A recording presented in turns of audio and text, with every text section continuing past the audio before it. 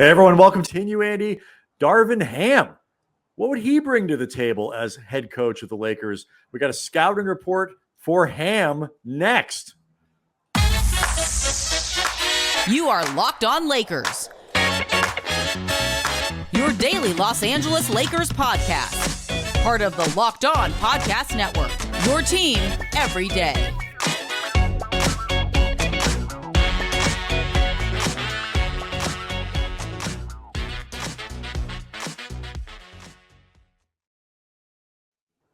Thanks to everybody for making Locked On Lakers your first listen of every day, Monday through Friday. No matter how you get your podcasts, where you get your podcasts, we always have this thing up for you and ready to go. Fresh Lakers content. And if you subscribe to Locked On Lakers on YouTube, you get to see it early, which is kind of a bonus because we are very, very handsome. And if you want to listen to another Locked On podcast, make another Locked On podcast your second listen of the day. How about Locked On Bucks? Because that gives you Kane Pittman, one of the co-hosts of Locked On Bucks, who joins us today to talk about Darvin Ham, get a little scouting report on him as the Lakers get closer to making a decision on their head coaching position. Darvin, I guess, considered kind of a front runner. Kane, how are you? I'm doing very well, and this is my first appearance on Locked On Lakers, and it's a little bit sad that we're doing this podcast. If you remember back at the start of the season, we did I believe they called it Locked On Contenders, and we probably both would have hoped or liked to think that we'd still be doing post-game podcasts, but here we are. We're talking about coaching changes. I mean, we wouldn't have even made the Locked On Play-In podcast in retrospect. Where are you going to be next year? Where does Locked On Lakers start next year, preseason? Ooh. I think a dash of humility, I think, is probably in order.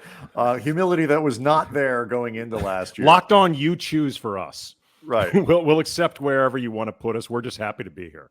And you know what? I would like to talk about that, before the end of the show, because, we have obviously spent a lot of time, Kane, trying to figure out exactly where the Lakers go. How bad is it? How possible is it that they could put this thing back together? But, sometimes the thing that you are staring at all the time, you don't see it as clearly as somebody who is, looking at it from Milwaukee, or in your case, Melbourne. And so I would love to get your perspective on that. We got a lot of coaching stuff, though, that we want to talk about. Have you adjusted to the idea that, you may no longer be in the Darvin Ham business? If it's not the Lakers, it's not, it could be Charlotte. What makes Darvin, I think, so appealing to teams now that are looking for head coaches? Yeah, it's been a slow burn with Darvin Ham, actually, because even if you go back to Taylor Jenkins, another one of Bud's longtime assistants, he was in the mix there. Charles Lee, another assistant that's been in the mix, and I know he was mentioned early days with the Lakers as well. So it has felt inevitable that Darvin Ham was going to get a job. I think he was one of the finalists or one of the front runners for the Washington job before last season as well. So he's been in the mix for a number of teams. It's interesting that the Lakers might be the opportunity just when you think of what he will be walking into, who he will be coaching. But Darvin Ham is a long time assistant. Even if you go back to the old D-League days, he was coaching Albuquerque in the D-League. We covered the Lakers teams that he was on Mike Brown's staff for. And, we were around Darvin a bit. We both interacted with him. We both thought well of him in those interactions. Wouldn't claim to have gotten to know him extremely well. But I speaking for me personally, he was among Mike Brown's assistants, the one that I spoke with the most. Mm-hmm. And I found him really smart. I found him very clear in answers that I ever needed from him, and information and explanations. And it's interesting just hearing that in a lot of ways, just the ability to communicate is considered one of his strengths, because this was 8 or 9 years ago. You could see it with him then. Well, I think that's the interesting part, that you fellas have sort of been a part of that and seen that up close. I would say the same. I've been back in Australia now basically since the pandemic hit, but we've had him on Locked On Bucks before. Incredible communicator, the way he speaks. And stop for a second. The Bucks gave you access to an assistant coach to speak to on a podcast. Wow, things work differently over there than they do in LA. Well, I will say, I mean, I was very desperate in my approach to the team. I said, it's a pandemic. These guys have got nothing else to do. Is there any chance? We're not even going to talk about the Bucks because there's no games to talk about. I just want to talk about Darvin Ham off the court, his playing career. That was my approach. I wouldn't say I would have too much success nowadays if I tried Still that. more than we would have had. Well, I mean, my God. I can tell you right now. I would believe that. So there's some perks to covering the Milwaukee Bucks, but Lakers are just paranoid. It's not a big market, small market thing. The Lakers have become incredibly paranoid. This season, they were probably a little bit concerned that there may be some things that came out. We did have, I've got a show over here in Australia, The Jump. It's an ESPN show, and it may surprise you that Australia took the name The Jump. But anyway, we have The Jump here in Australia. We did have Phil Handy on our show, but there was a reason for that. Andrew Gaze, who Australian basketball legend, obviously had a really good relationship with Phil Handy. So we were able to get him on. He didn't say much, which wasn't a surprise. But back to Darvin, the point being that the number one characteristic of him, you talk about communication, he is so popular with the players, just unbelievably popular. One of the things that I've noticed, perhaps looking from afar when I watch at home, he is the number one guy that's communicating with all these guys. They come off the floor. If there's any type of emotional turmoil in the team, which is pretty rare with Milwaukee, but Darvin is always the guy that's talking to those guys. They love him. He's got a super close relationship with Chris Middleton, Giannis as well, the way that they've been able to communicate. So if you ask me one characteristic of how I describe Darvin Ham, I would say players coach and incredibly popular with the guys that he's been on the sidelines for. And that is something that I think comes through with everybody who talks about him, and all the league insiders, people cover him like you, that aspect of it. But that's also something that can be very particular to assistant coaches. Like that's one of the things that every staff wants, a guy like that on there that can be a great conduit between the head coach. I think Jason Kidd was actually that guy with the Lakers. I think so too. Before he got hired by Dallas. How effectively do you think that skill translates when you move over one seat or two seats from lead assistant to head coach, that communication skill, that ability to be popular with your players?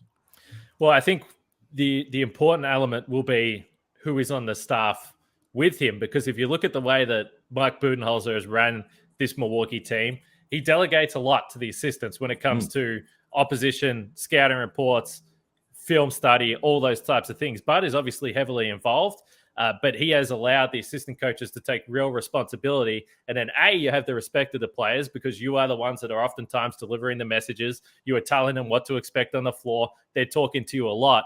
But secondly, I think that Darvin will carry that traits that Bud's had, and he's been with him for a long time, that yes, he's going to be the head coach. Yes, it's important to have relationships and push back with the players, and also the ability to stand with them and understand what they're talking about.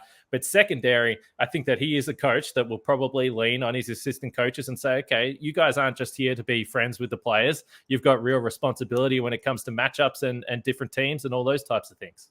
Speaking of responsibilities, what have you gathered that Darvin's have been largely with the Bucks either this season or during his time there?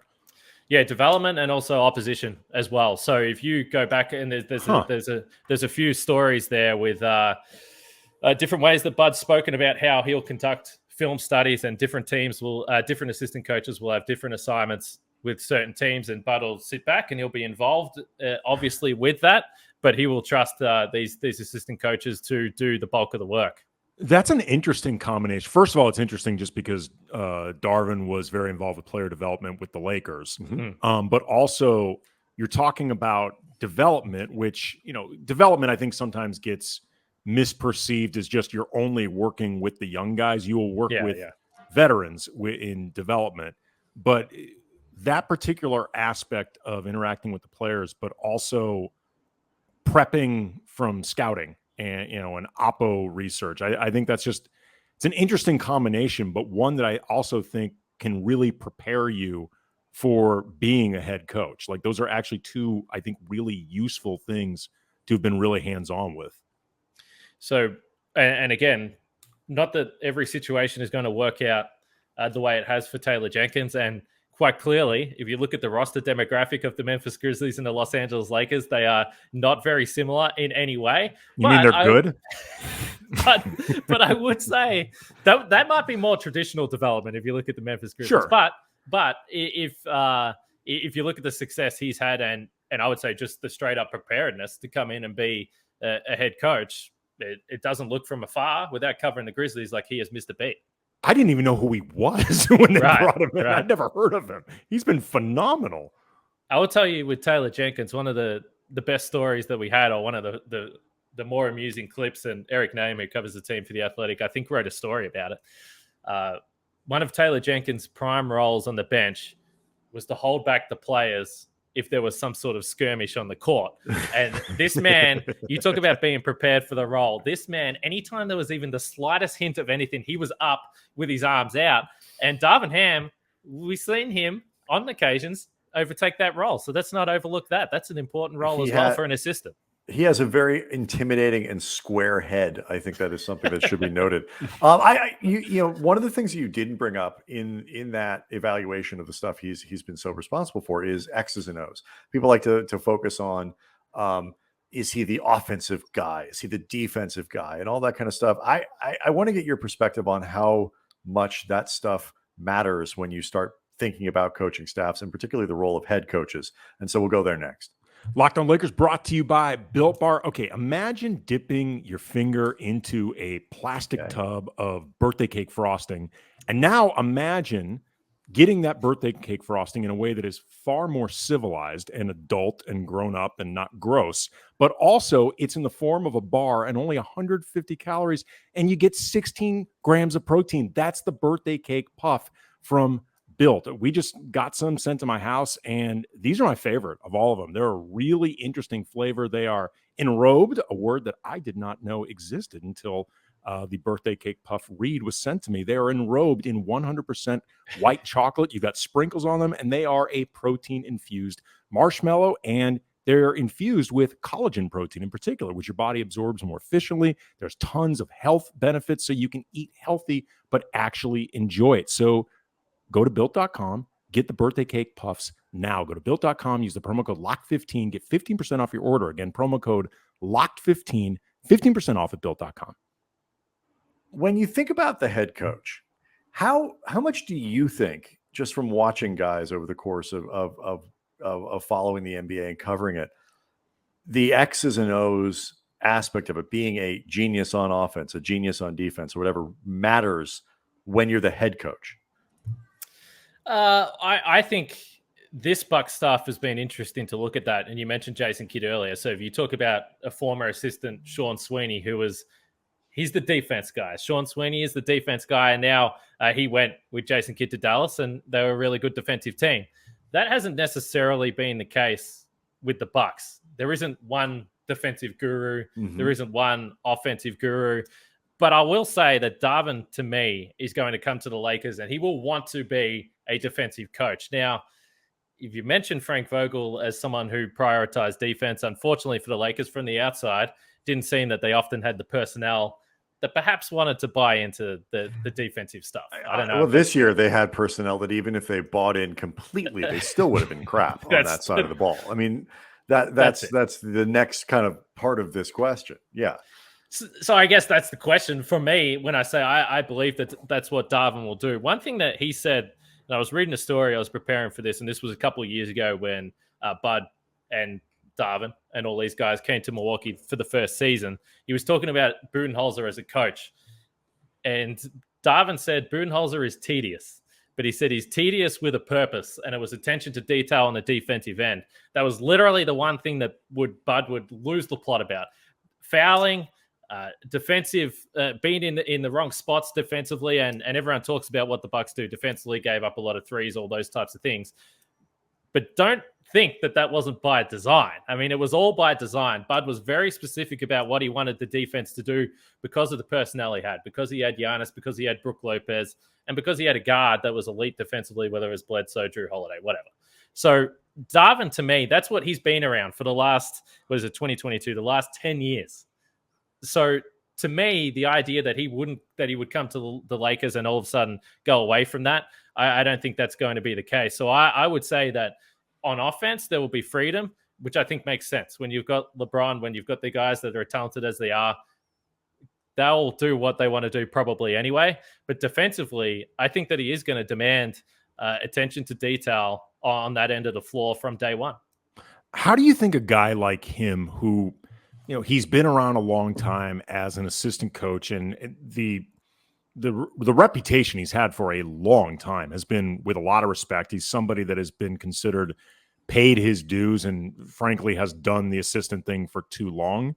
And he played in the league, and I want to get into that a little bit later, but he's nonetheless never been in that seat before. How do you expect him to go about getting that buy-in, defensively or just period? Yeah, I think it's interesting with coaches, because we were talking about Bud on our podcast last week, and I've always been someone that said, for me, sitting here, analyzing coaches and particularly analyzing assistant coaches and how they're going to translate is almost, it's one of the more ridiculous things you can do, because who actually really knows? How can I sit here from the couch and tell you which assistant coach is going to be the next head coach? It's impossible. What would I know? But what I would say is, through the years that he's had on the sidelines, whether it was the D League, moving to the NBA, and just the fact that he was a role player in the NBA. Yeah. I think that helps as well, because I don't think he's going to be overawed by the opportunity. I don't think he's going to be easily rattled by being on the sidelines and going through some adversity. He's been there before. And secondly, he understands what it's like he doesn't have that superstar mentality. He doesn't have that superstar mindset. So I think he's actually someone that can cater to the needs, the demands, whatever it may be, of players right up and down the roster. So I think that, to me, there's no sure thing, but I don't see him as someone that's going to be out of his depth by any stretch. And one of the things, like, we spoke to Kevin Arnovitz at ESPN a couple weeks ago now, and kind of when this process was really getting going and Darvin's name was really out there. And Kevin is a huge proponent of Darvin Ham. And one of the things he thought was true of him, and I think this is particularly important for the Lakers, is that he can kind of plug and play into almost any team that you would put in front of him. Not that every team you give him would be a championship caliber team, but that he is capable of coaching a development team. He's capable of coaching LeBron and AD. You can kind of put him in any situation and he'll be able to do the job that you're asking him to do. Given where the Lakers could be going over the next 2 years, 5 years, or whatever, in terms of trying to contend, but also probably facing a rebuild at some point. Do you agree with that sentiment, that he is somebody who can be very flexible with the types of teams and the needs that you might have from year to year? I think so. Just as someone who wants to see him do really well, I do have some concern just of what he's walking into, which I think most people do, because even though I say I don't think he's going to be overawed by the situation, given where the Lakers are at, I think that there has to be some awareness that if this doesn't go well, is there going to be any patience with that? Do they see Darvin Ham as a guy that they want to coach now because they want to win a championship next year? Or do they see Darvin Ham as potentially a guy that is there for multiple years when perhaps this version of the team isn't there anymore? So I think that's the big question, because a lot of the times we see these coaches that get their first time role. It's not always for a franchise like the Lakers for LeBron James. And then maybe they don't get another opportunity. So that's my major concern with him walking in. I'm not sure how you guys feel about that.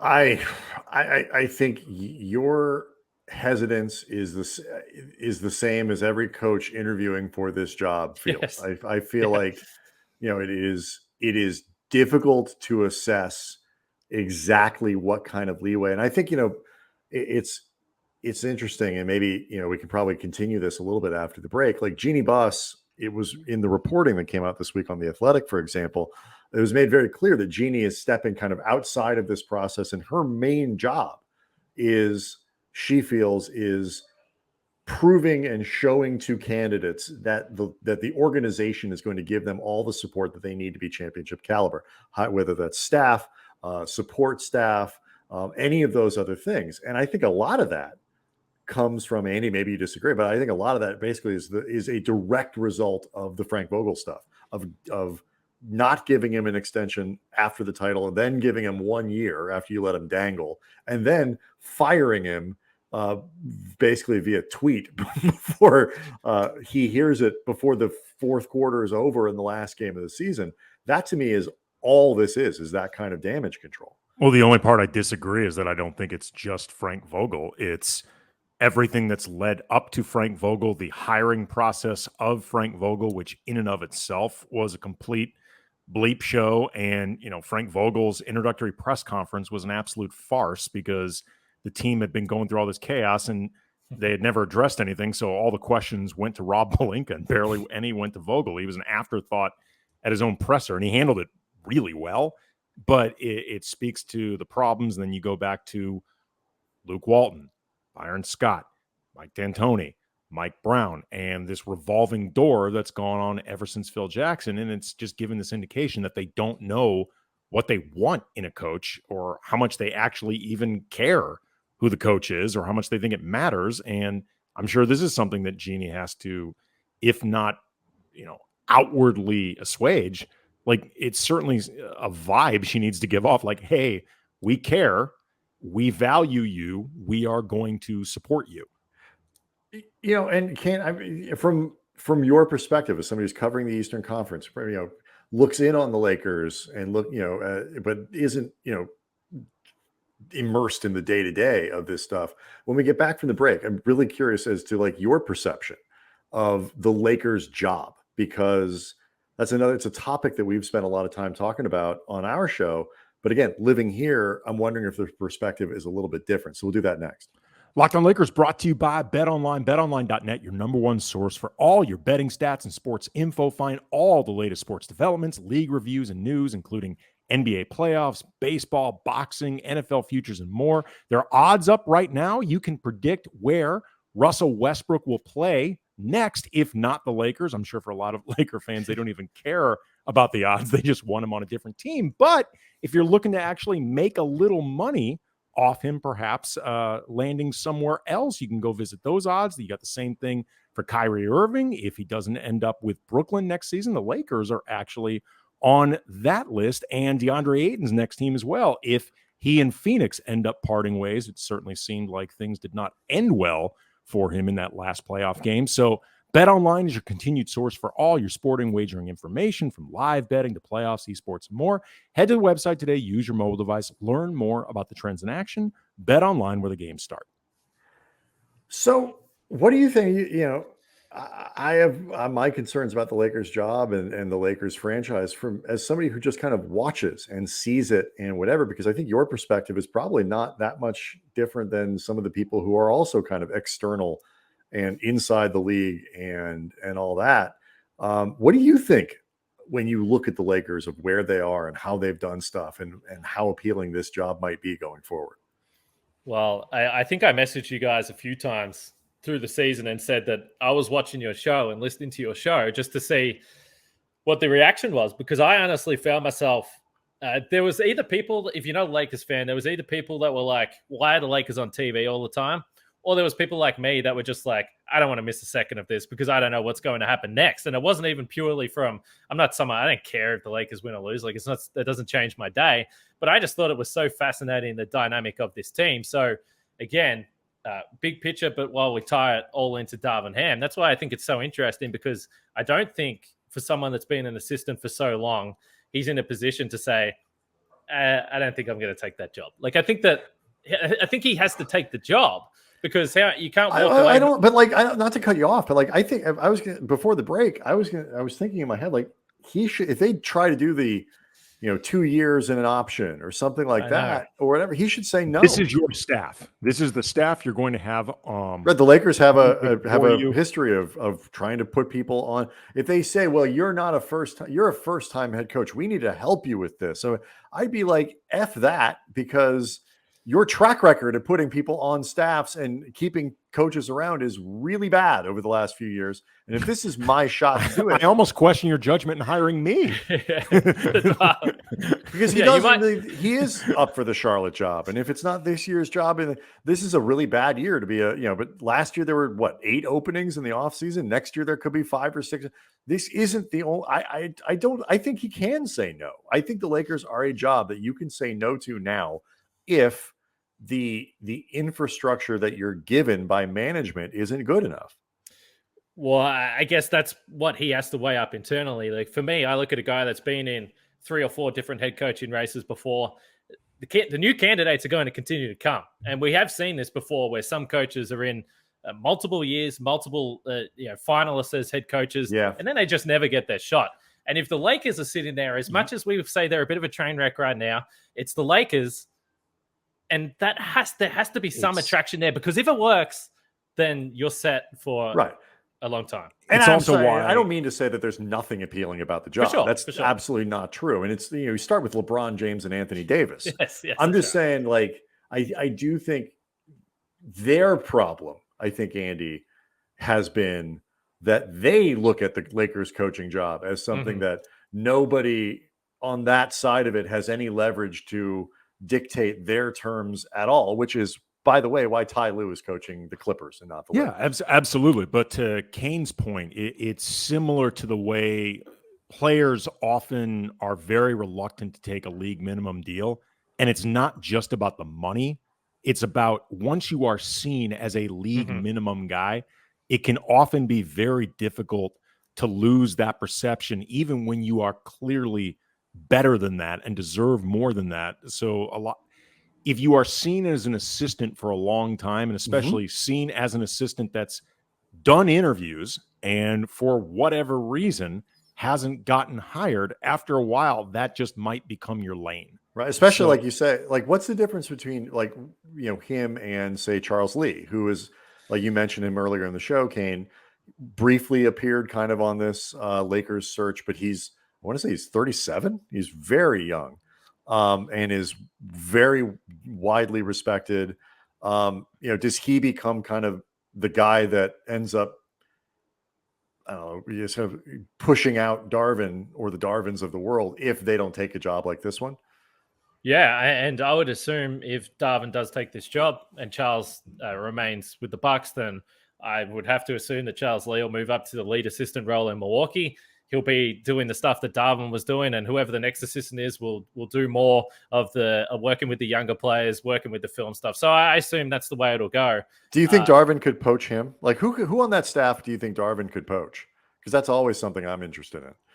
Yeah, I mean, I'm sure he would love Charles Lee. I mean, one of the things with Mike Budenholzer over a number of years is that he's generally had the same guys. A lot of the guys came from Atlanta to Milwaukee. Now he's lost Jenkins, as we've already mentioned, potentially about to lose Darvin Ham. So for the Bucks, I don't think it's necessarily a bad thing. They could probably use a few different voices in the locker room as well. It might help them. But I mean, Darvin's been multiple teams, been around the league for over 2 decades, so I'm sure he'd be able to put together a good staff if he could. The one thing I'll just quickly say with the Lakers, when you asked about the situation from the outside, to me, what makes it so challenging is that I see people talking about the Anthony Davis trade and all that kind of stuff, and was it a mistake? Well, first of all, I just find that absolutely absurd, because when they traded Anthony Davis, or traded for Anthony Davis, I mean, the idea is that when LeBron gets to the point in the next 2 seasons, then Anthony Davis is your star for the next 5, and the franchise is completely set.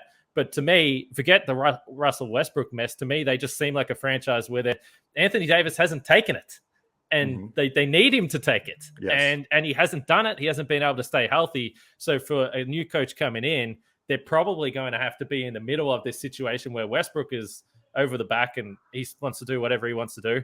And then you've got Anthony Davis and LeBron. And does LeBron want to let it go? Is Anthony Davis ready to take it? And that's what makes it so volatile. Yeah, but it still ends up not a mistake. It may be a mistake in evaluation of AD's either readiness or the ability to stay healthy to take on whatever. But once you win a championship, the move doesn't end up a mistake. I wanted to ask you, though, like, speaking of the stars with the Lakers and also with the Bucks, you guys have, arguably the best player in the league in Giannis, but also arguably the lowest maintenance superstar in the league.